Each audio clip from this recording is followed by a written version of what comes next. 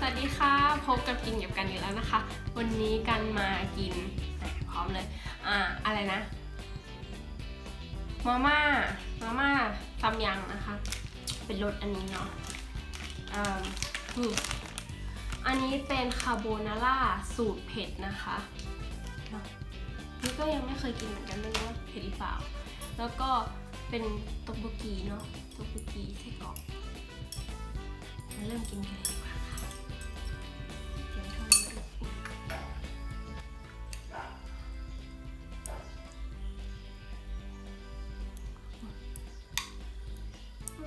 ไม่ติด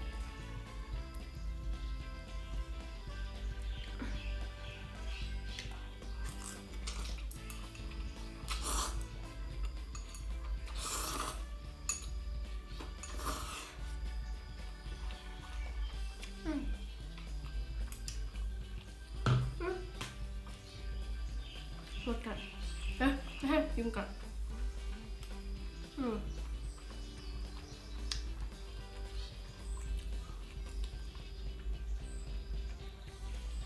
ต่อกันค่ะไม่เผ็ด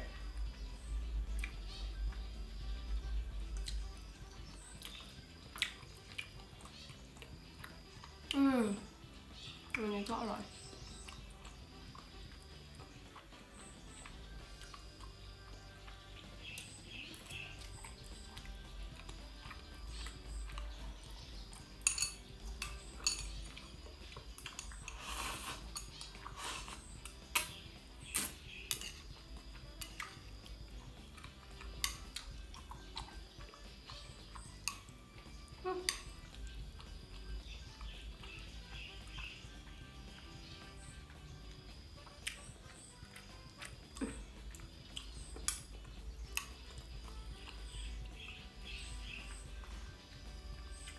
อร่อยใช้ได้ค่ะไม่เผ็ดถ้าเทียบกับสูตรอื่นๆนะคะพอมา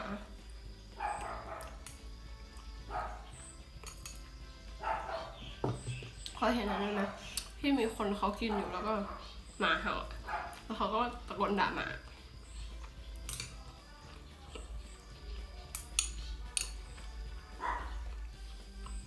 เวลากินถ้ามีเสียงรบกวนนะ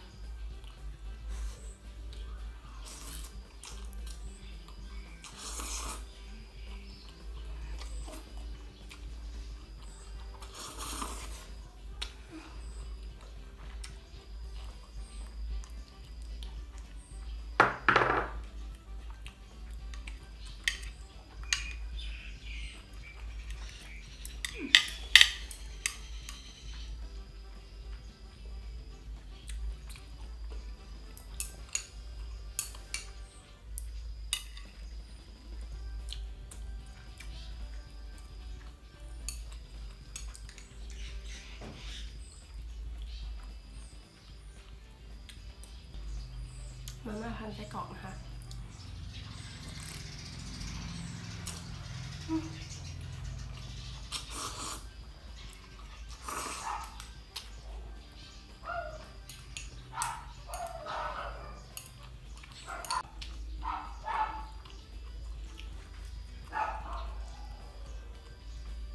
ทุกคนครับเวลาตอนถ่ายเมื่อไหร่มาร้องตลอดเลยตอนไม่ถ่ายนะเงียบเปล่าโมโหหมาข้างบ้านเลยทุกคนเปล่าจริงๆแล้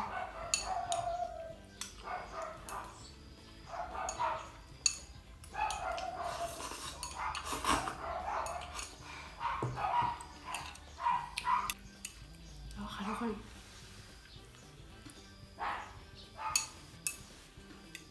โกรธได้ไหมโกรธหมาข้างบ้าน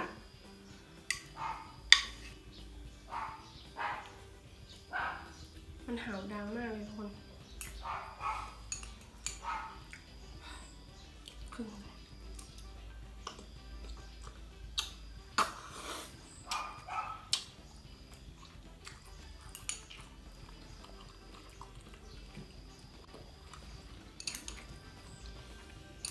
ดีงามค่ะ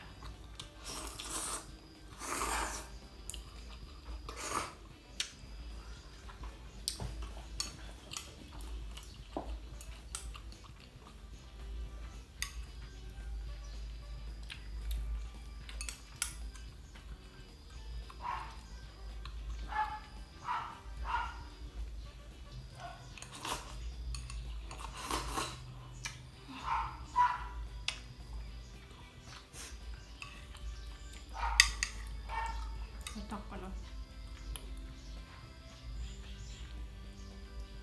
ป้งกล่องค่ะ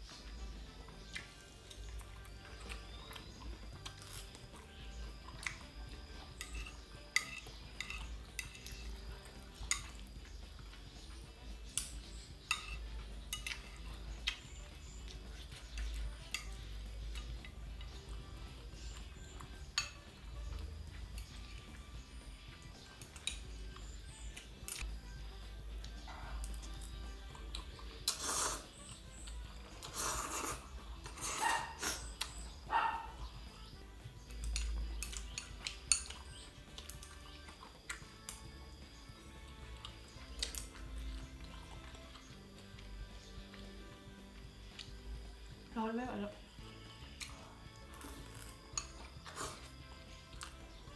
ที่ร้อนคืออากาศนะ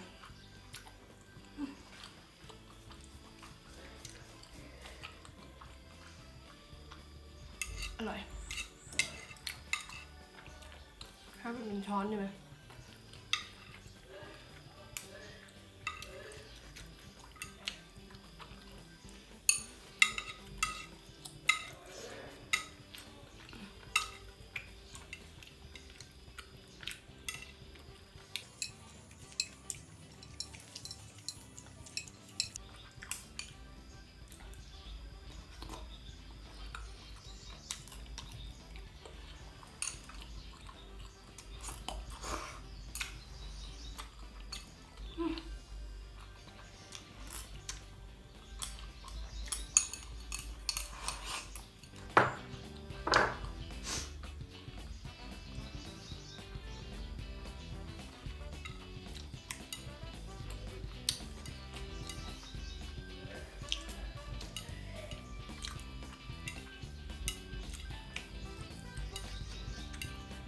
อร่อย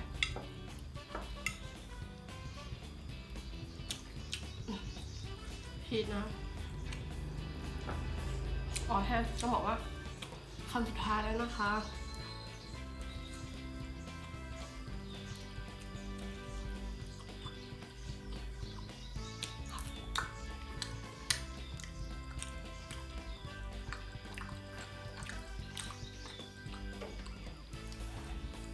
ยังไงกันก็ขอจบคลิปนี้ไปก่อนค่ะฝากติดตามฝากกดไลค์ด้วยนะคะแล้วก็กดแชร์แล้วก็เจอกันใหม่คลิปหน้านะคะ